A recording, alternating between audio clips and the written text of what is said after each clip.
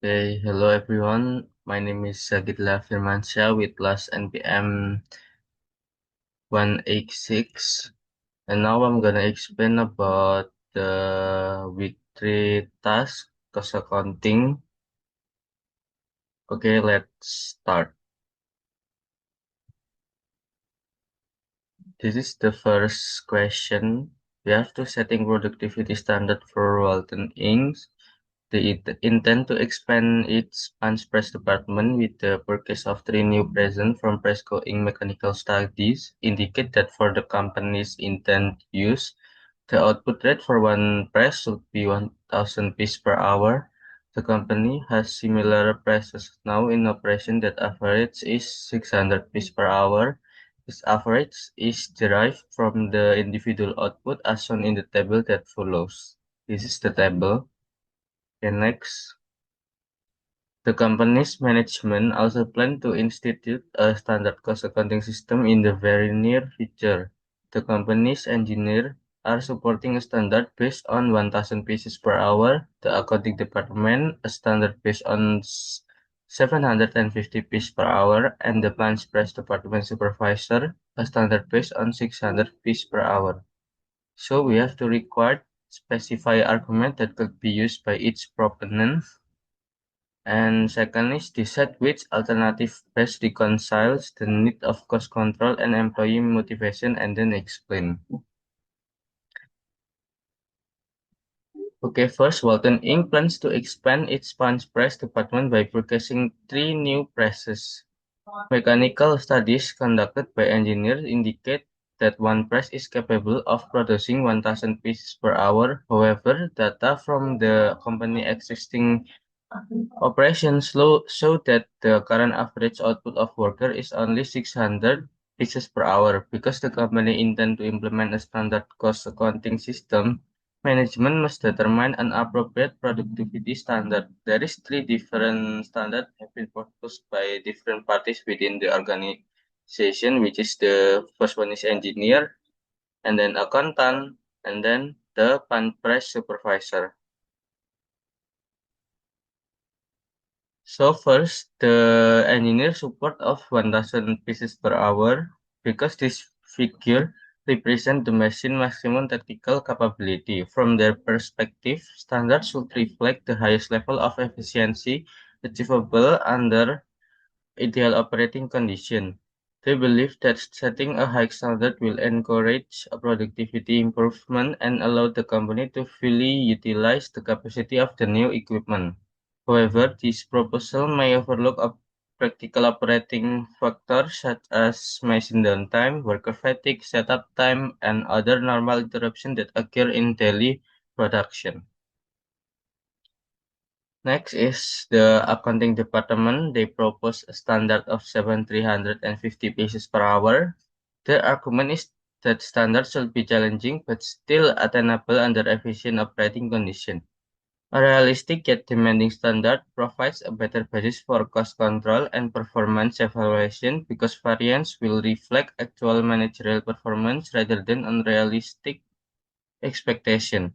By setting a moderately higher target than current performance, employees are encouraged to improve efficiency without being discouraged by an impossible goal.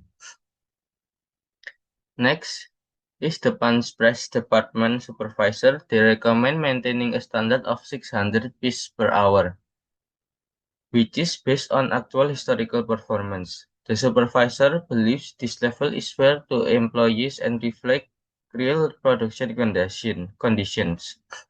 A standard aligned with past performance reduces worker stress and help maintain morale. However, this approach may fail to motivate productivity improvement and may prevent the company from realizing the benefits of new more efficient equipment. So among those three, the best alternative is the 7,350 pieces per hour, which is the accounting department.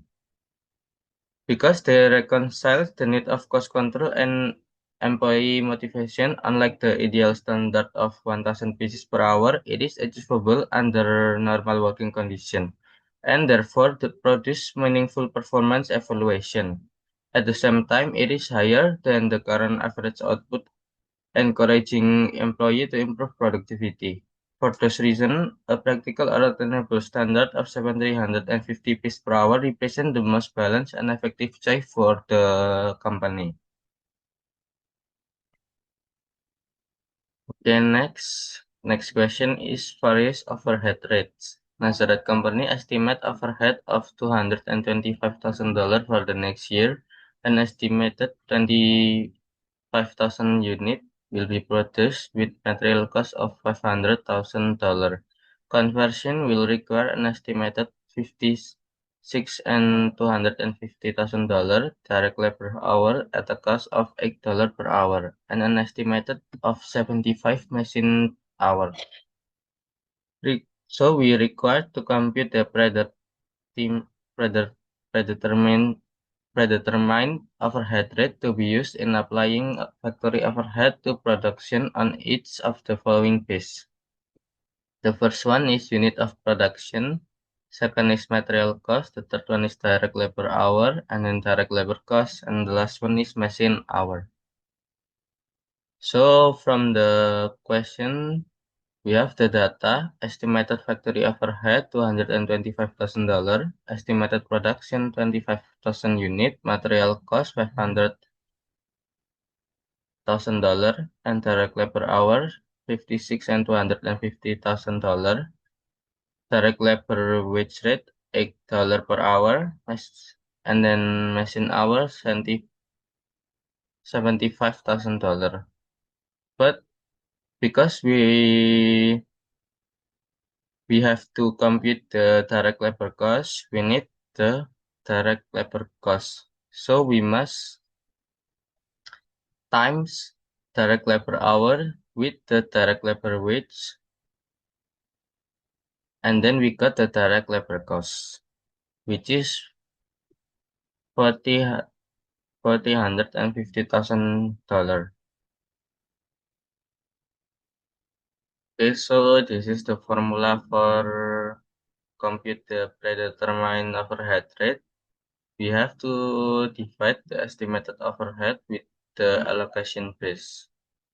Okay, so first, based on unit of production, we need to divide the estimated overhead with the estimated of production, which is $25,000, and then we got $9 per unit.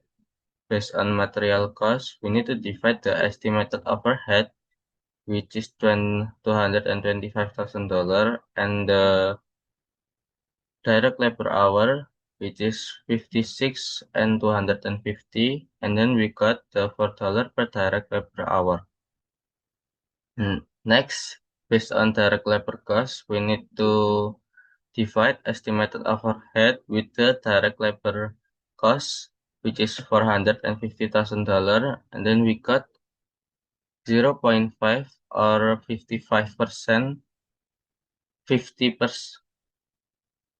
50% of direct labor cost. And the last one we got based on machine hour estimated overhead. We divide with the machine hour $75,000, and then we got $3 per machine hour. Okay, thank you for your attention, and then goodbye.